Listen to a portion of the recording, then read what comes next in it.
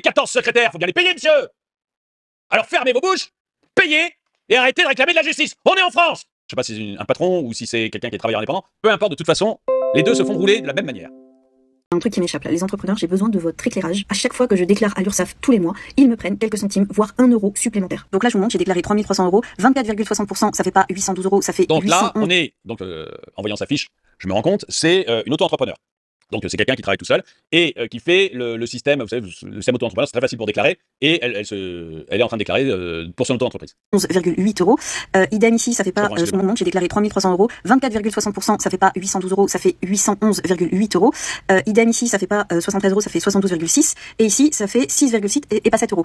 Résultat des courses, il me demande 892 euros alors que c'est 891 euros. Et c'est ça tous les mois. Et du coup, c'est qu'1 euro, mais c'est pas beaucoup. Et comme il va le dire, si je continue cette vidéo, il va le dire tout simplement, effectivement, par rapport au nombre d'entreprises qu'il y a en France, d'entrepreneurs, si tu arrondis tout à la virgule près au-dessus, eh bien à chaque fois ça fait des euros en plus et ça fait beaucoup d'argent. C'est juste pour vous montrer à quel point l'État est capable de vous faire les poches sur tout et n'importe quoi. C'est-à-dire qu'ils ont même pas assez des impôts, ils ont même pas assez des taxes et des charges qui font rentrer tout simplement dans leurs recettes, ils sont encore en train de vous faire les poches. Et ça, c'est complètement hallucinant. Très honnêtement, dites-moi ce que vous en pensez dans les commentaires, mais moi, ça me fait vriller.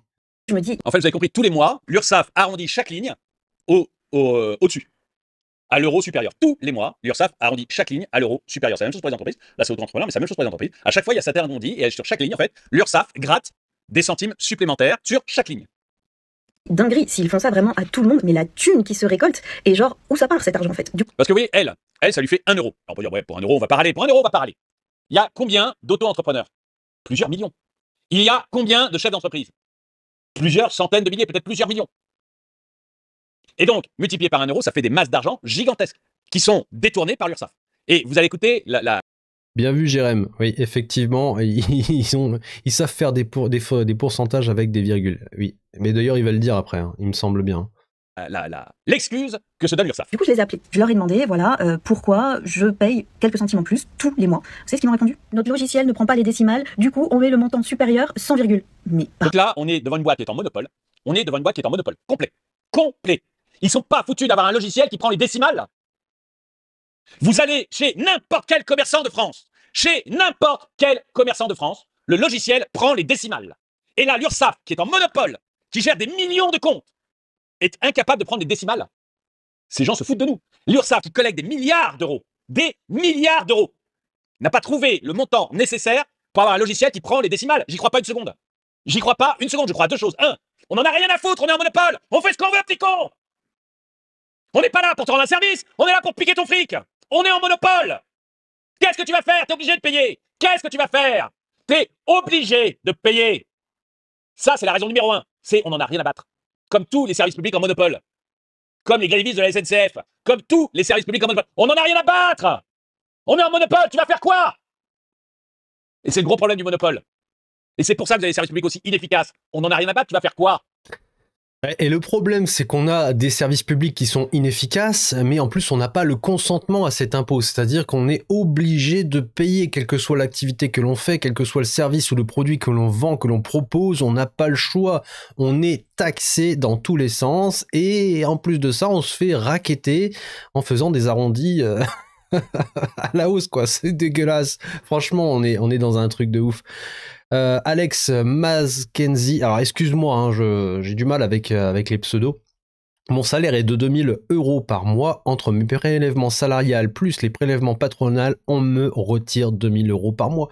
C'est énorme, hein, c'est énorme. Et ça, c'est pareil pour tous les Français, en fait. Tous ceux qui travaillent, tous ceux qui ont une activité et qui créent de la richesse se font déplumer. Et en plus de ça, plus vous allez gagner d'argent, plus on va vous déplumer. C'est-à-dire que le smicard, à la limite, lui, on lui prend pas trop. Le patron, ça lui coûte pas trop cher. Donc, c'est pour ça qu'on a de plus en plus de personnes qui se retrouvent au SMIC et qui frôlent tout simplement, eh bien, le seuil de pauvreté, hein, parce qu'il y en a beaucoup en France. On va vous dire sur les chiffres officiels qu'il y a 9,1 millions de pauvres en France qui sont sous le seuil de pauvreté. Or, on oublie de dire une chose, c'est qu'à côté de ça, il y a 15 millions au total de personnes qui sont sous ce seuil parce que on essaye tout simplement de réduire ce chiffre en subventionnant avec des aides, etc. Donc en gros, de l'argent public. Donc votre argent, vous, ce qu'on vous prend, on va aider ces personnes qui sont sous le seuil de pauvreté pour ne pas qu'ils fassent partie de cette statistique.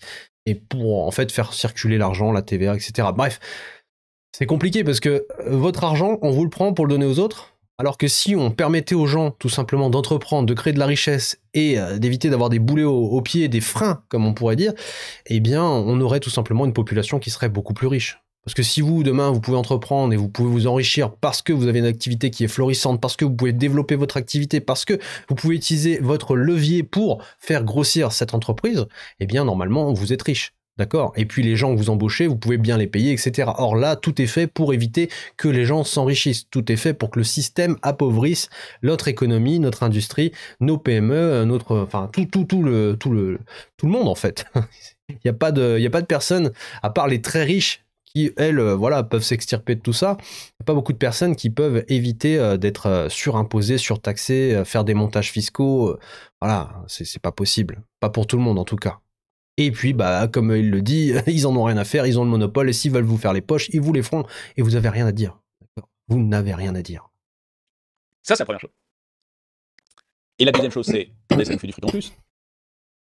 Ça nous fait de l'argent en plus. Tous les mois, grâce à ce genre de système, on gagne probablement plusieurs dizaines de millions d'euros en plus. Des dizaines de millions d'euros qu'on utilise pour notre fonctionnement. Pour les bouffes entre copains. Pour les bureaux somptueux.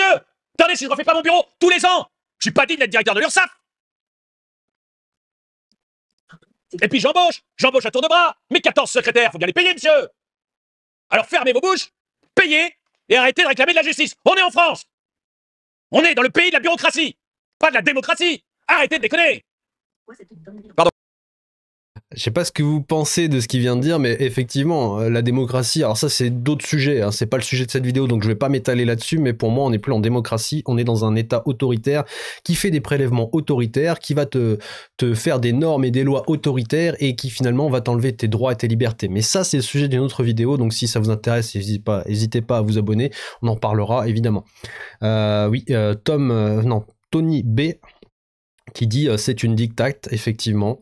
Sans compter la TVA et les taxes foncières, je suis obligé de faire plusieurs métiers. T'imagines, Alex? T'imagines? Non mais c'est dingue. Franchement, c'est un truc de ouf. Obligé de faire plusieurs travails. Hein. Moi, personnellement, en tant qu'investisseur, par un moment, j'étais obligé de cumuler 2 travails pour pouvoir investir. On en est là quand même. C'est-à-dire que si tu veux protéger ton avenir et avoir une retraite qui soit correcte, sans compter sur l'État, hein, d'accord? Quand je te parle de retraite, c'est toi qui te fais ta propre retraite. Tu es obligé de faire un 2e travail. Si tu as une famille nombreuse, tu es obligé de faire un 2e travail. Si tu as un salaire trop élevé, on te prend tout. Donc au final, des fois, tu es même obligé de te faire un 2e travail. On en est là. C'est un truc de ouf. La générosité de ce pays, c'est pas leur argent. Bah oui, c'est facile. Tu prends dans la poche des autres, tu peux faire ce que tu veux. Moi, demain, je vous connais pas. Moi, je viens chez vous, je prends votre argent. Je vais sur votre compte bancaire, je le hack, je prends votre argent. Bah qu'est-ce que je fais? J'en fais ce que je veux. Je m'achète des nouvelles chaussures, des baskets, un pantalon. Je le donne au premier SDF que je croise parce que j'ai envie de faire un acte de générosité. Mais c'est pas mon argent. C'est pas mon argent. C'est facile quand c'est comme ça. C'est pas ton argent. Les mecs, ils s'en mettent plein les fouilles. En plus, au passage. Donc, c'est un truc de malade. Ils sont en train de nous appauvrir. Ils sont en train de détruire le pays. Et ils le font, en fait, avec le consentement inconscient des Français parce que de toute façon, on n'a pas le choix.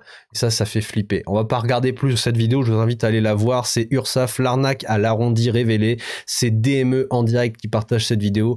Si vous connaissez pas, bon, bah, c'est vraiment sympa d'aller sur cette chaîne. C'est un peu populiste de temps en temps, mais il fait passer les informations, il fait le job et c'est intéressant.